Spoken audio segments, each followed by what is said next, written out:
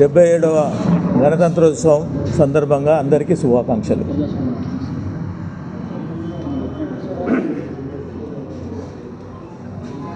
ముఖ్యంగా కాన్స్టిట్యున్సీలో జరుగుతున్నటువంటి డెవలప్మెంట్ అని చెప్పుకొని ఇప్పుడున్న శాసనసభ్యుడు ఏ శాంక్షన్లు లేకుండా గతంలో ఉన్నటువంటి ప్రొసీడింగ్సే మార్చి అదే శాంక్షన్స్ తీసుకొచ్చి మళ్ళీ కొత్తగా ఫౌండేషన్స్ కానీ ఇనాగ్రేషన్లు కానీ చేయడం జరుగుతూ ఉంది. కొద్దిగానైనా సిగ్గుండాలా. గతంలో ప్రొసీడింగ్స్ వచ్చిన వాటిని ప్రజలకు తెలుసు, పత్రికలకు తెలుసు, జీవోలు వచ్చినాయి తెలుసు, ప్రొసీడింగ్స్ వచ్చినాయి తెలుసు, అన్నీ తెలిసినాయి. ఇంకా ఇప్పుడు కొత్తగా మళ్ళీ శాంక్షన్లు తెచ్చినట్టు ప్రజలను మోసం చేసి ఇప్పటికీ ఇబ్రాహీంపట్నంలో 82 ఫౌండేషన్లు ఇనాగ్రేషన్లు చేయడం జరిగిందట. ఆ 82 నేను అడుగుతా ఉన్నా, ఆ 82 శాంక్షన్లు ఏవేవి ఉన్నాయనేది ఒక్కసారి పత్రికా రూపంగా ఇవ్వాలని చెప్పేసి డిమాండ్ చేస్తూ ఉన్నా. ఆనాడు మా ప్రభుత్వం, బీఆర్ఎస్ ప్రభుత్వం, కేసీఆర్ ఆధ్వర్యాన శాంక్షన్లు తీసుకొచ్చి ప్రొసీడింగ్స్ తెచ్చి చూపించినటువంటి వ్యక్తిగా నేనున్నాను. ఇప్పుడు మీకు ఒక్కొక్కటి చెప్తాను, రాసుకోండి. దయచేసి మీరు అందరూ కూడా నోట్ చేసి ప్రజలకు తెలిసే విధంగా మీరు కార్యక్రమం తీసుకోవాలి. అంబేద్కర్ చౌరస్తా ఆక్టోపస్ రోడ్డు 60 కోట్ల మంజూరు. ఆనాడు వేయొద్దని చెప్పి ధర్నాలు చేశారు, శాంక్షన్ చేసి ఇంక తర్వాత నేడు శిలాఫలకం ఇది నా ఘనతే అని గొప్పలు చెప్పుకోవడం జరుగుతూ ఉంది. ఈ రోడ్డుతో పాటు మా హయాంలో మంజూరైన తుర్కెంజాల్ చెరువుకట్ట తొర్రూరు రోడ్డు 24 కోట్లు మరియు ఇంజాపూర్ మున్గనూరు 20 కోట్లు, 24 Thorrur road to Injapur Munganur road 20 కోట్ల పనులు చేపట్టడం. అక్కడ ఎన్నికలు లేవనే కదా ఇప్పటి వరకు దాని దగ్గరికి పోనటువంటి పరిస్థితి.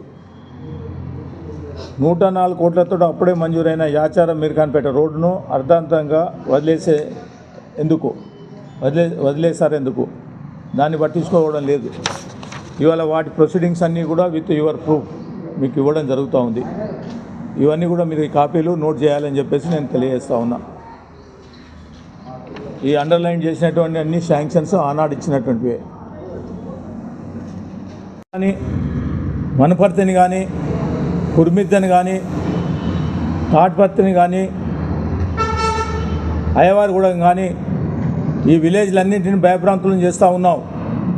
ఆనాడు రాజకీయంగా ఎలక్షన్లలో ఇవన్నీ భూములు ఎవరు తీసుకోరు, మేము ఉన్నాం, మీకు వస్తే మేము ఏది కూడా తీసుకోమని చెప్పడం జరిగింది. కానీ ఇప్పుడు ఆ యొక్క 1400-1300 ఎకరాలు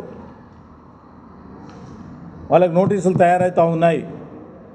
వాళ్ళందరినీ కూడా ల్యాండ్ అక్విజిషన్ కింద ఆ ల్యాండ్ అంతా కూడా తీసుకోవాలి, ఎండోమెంట్స్ భూమిని అని చెప్పి నువ్వు ఆలోచనకు వచ్చినావు. దమ్ముంటే అది ఆపు. ఆనాడు ఫార్మాసిటీలో మొత్తం కూడా మీకు క్యాన్సల్ చేసి మొత్తం భూములే ఇస్తా అన్నావు. ఇవాళ అక్కడ పోయే పరిస్థితే లేదు. నువ్వు ఒక 30 ఎకరాల కోసం వాల్యూ పెంచుకోవడం కోసం ల్యాండ్ అక్విజిషన్ పట్టిస్తావా? ఇది ఎక్కడ పద్ధతి అని చెప్తా ఉన్నాను. ఉండాలి ఆ భూమి, రైతులే దున్నుకోవాలి, రైతులు సరైన కిస్తు కట్టాలి, అంతవరకే పరిమితం. కానీ ఈ ఎండోమెంట్స్ భూములను మాత్రం ఒక్కసారి కూడా ఎవరికైనా ప్రభుత్వం తీసుకుంటుందంటే మేము ప్రజా ఉద్యమం చేయడం తప్పదు. సీఎం గారు మొత్తం 56 విలేజ్లను ఫ్యూచర్ సిటీగా మార్చడం జరుగుతూ ఉంది. పర్మిషన్లు ఏవి వచ్చినా కానీ ఇప్పుడు ఫ్యూచర్ సిటీ కమిషనర్కి పోవాల్సిన పరిస్థితి ఏర్పడ్డది. భూములు ఇష్టం వచ్చినట్టు ఎక్కడ భూములు ఉంటే రోడ్ల పంక ఏడ ఉంటే ఆడ ల్యాండ్ అక్విజిషన్ పెట్టడం జరుగుతూ ఉంది. ఇలా మొండిగౌరలి కానీ, యాచారం ఏరియాలో కానీ, కొత్తపల్లిలో కానీ, అదేవిధంగా ఉన్నటువంటి సింగారంలో కానీ ఈ విలేజ్లన్నీ కూడా ల్యాండ్ అక్విజిషన్ పెడతా ఉన్నావు. ప్రజలను అడగాలి ఒకసారి, వాళ్ళు సమ్మతమైతేనే ఆలోచన చేయాలి. కానీ నీ ఇష్టం వచ్చినట్టు మొత్తం టోటల్గా ఫ్యూచర్ సిటీకి 30,000 ఎకరాలు నేను గ్యాదర్ చేస్తూ ఉన్నాను చెప్పడం, ఎవరు భూమి తీసుకుంటావు, ఎవరి యొక్క ఆస్తులను గుంజుకోవాలనే ఆలోచన ఉన్నదో ఒకసారి సీఎం గారు కూడా స్పందించాలి దీని మీద అని చెప్పేసి నేను అడుగుతా ఉన్నాడు. కేసీఆర్ గారు 30 పడకల ఆసుపత్రిని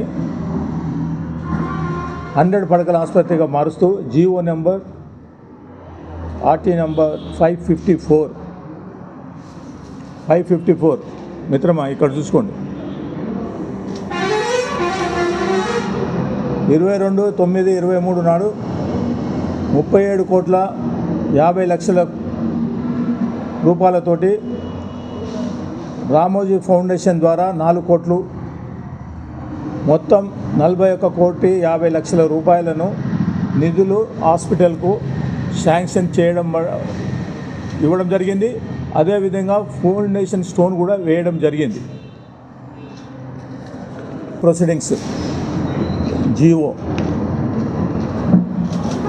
దలాడి ఉన్న శాసనసభ్యుడు 100 కోట్లు నేను శాంక్షన్ తెచ్చినని చెప్పడం జరుగుతుంది. దాని ప్రొసీడింగ్స్ మీకు సబ్మిట్ చేయాలని నేను అడుగుతా ఉన్నా. ఈ విషయం నేను చెప్పేది బయట చెప్తాడని చెప్పేసి చేసిన ఫౌండేషన్ ఏదైతే ఉన్నదో ఆ ఫౌండేషన్ను స్టోను మళ్ళీ రీచేసేయడం జరిగింది. ఆర్భాటంగా 2 రోజులు 1 రోజు మొదలే వచ్చి ఫౌండేషన్ వేసినటువంటి హాస్పిటల్కు తెల్లారు మర్నాడు ధర్నా చేస్తారనగానే ఆ ఫౌండేషన్ స్టోన్ను తొలగించడం జరిగింది.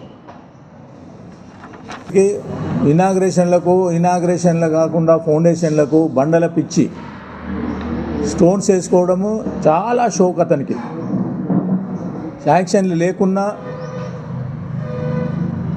గతంలో శాంక్షన్లు ఇచ్చిన వాటిని ఆదరణ చేసుకొని ఒక్క రోడ్డుకు 3 స్టోన్లు కూడా వేయడం జరుగుతూ ఉంది.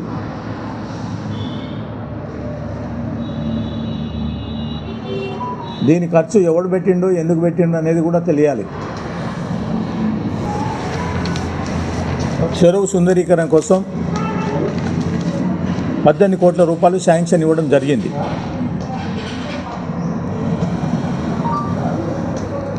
దాంట్లో కొంత భాగమైనటువంటి 9,07,00,000 రూపాయలు, అది 9,70,87,507 రూపాయలు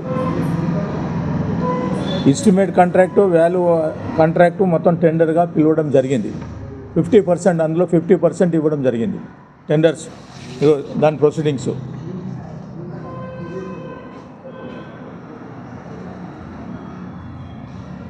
కోట్లు అయిపోయింది కదా. 9 కోట్ల రూపాయలకు children park, floating, restaurant, speed boats, pedal boats, సిమిలర్గా హైదరాబాద్ ట్యాంక్ బండ్ ఉన్న many such different areas of Hyderabad city. దాని ప్రకారంగా ఇక్కడ కూడా డెవలప్ చేయాలని చెప్పేసి దానికి ప్రొసీడింగ్స్ ఇవ్వడం జరిగింది. అది శాంక్షన్ లేదు అంటే వర్క్ ఆర్డర్ కానీ లేకపోతే టెండర్ కానీ లేనటువంటి పరిస్థితిలో ఒక స్టోన్ మాత్రం వేసుకోవడం జరిగింది. శాంక్షన్ దానికి 8-9 కోట్లకు శాంక్షన్ లేని దానికి స్టోన్ వేసుకోవడం జరుగుతుంది. స్టోన్ వేసిన తర్వాత దాన్ని ఇలాంటి పరిస్థితుల్లో తీసుకురావడం.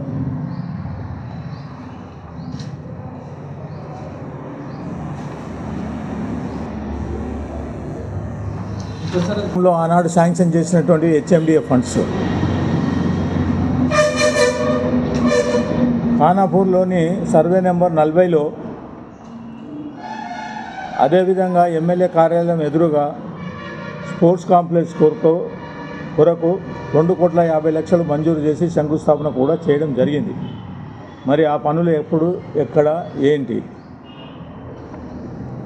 దాంతోపాటు ఇబ్రాహీంపట్నం బైపాస్ రోడ్డుకు 3,50,00,000 రూపాయలు మంజూరు చేయించి పనులు ప్రారంభించాం.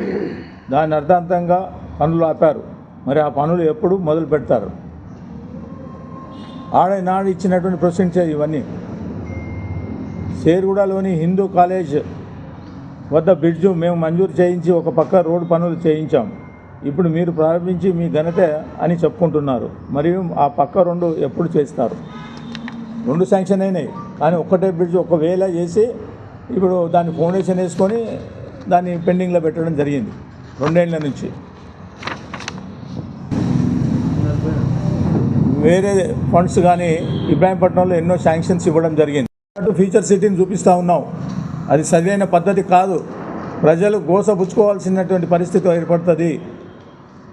నువ్వు చేసే ఆలోచనలు మొత్తం టోటల్గా నీ మైండ్లో 30-50 వేల ఎకరాలను తీసుకొని మొత్తం దారాదత్తమో లేకపోతే పుల్లింగ్ చేసి రియల్ ఎస్టేట్ వ్యాపారం చేయాలని అనుకుంటున్నావు. అది సరైన పద్ధతి కాదు. ప్రజలకు అన్ని విషయాలు తెలుస్తూ ఉన్నాయి. ఉద్యమపూర్వకంగా అందరం కూడా రెడీ అవుతాం. తప్పకుండా దీని విషయంలో ప్రజలను చైతన్యం చేయడం జరుగుతుంది. అలా ఉన్న ఇబ్రాహీంపట్నంలో డెవలప్మెంట్ చేసిన రిజిస్టర్ ఆఫీస్ అక్కడనే ఉంది, కూరగాయల మార్కెట్ అక్కడనే ఉంది. ఈ యొక్క కాన్స్టిట్యున్సీకి ప్రజలు ఎన్నుకున్నారు.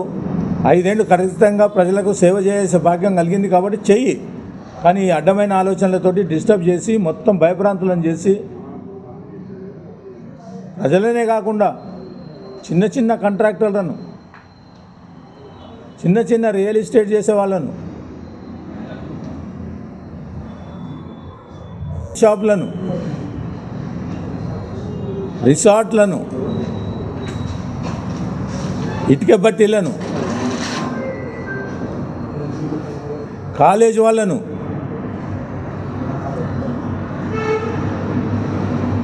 తెలియదా జనాలకు?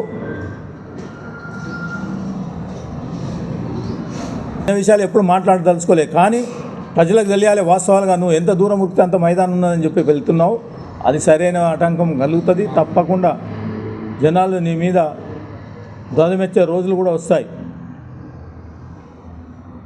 ఒక 53 స్టోన్స్ వేసుకోవడం జరిగింది. నేను చేయలే. 4-5 పనులకు నేను ఒక్కొక్క బోర్డు పెట్టుకునేది, అంతవరకే. ఇవాళ ఒక్క రోడ్డుకు 3 బోర్డులు పెట్టుకోవడం జరుగుతూ ఉంది. కనీసమన్న ఆలోచన అయితే ఉండాలి కదా, ప్రజలు ఏమనుకుంటా ఉన్నారనేది. ఇంకా దిగజారి ట్రాన్స్ఫార్మర్లకు కూడా బోర్డులు స్టోన్స్ వేసుకోవడం జరుగుతూ ఉంది. ఇంతకన్నా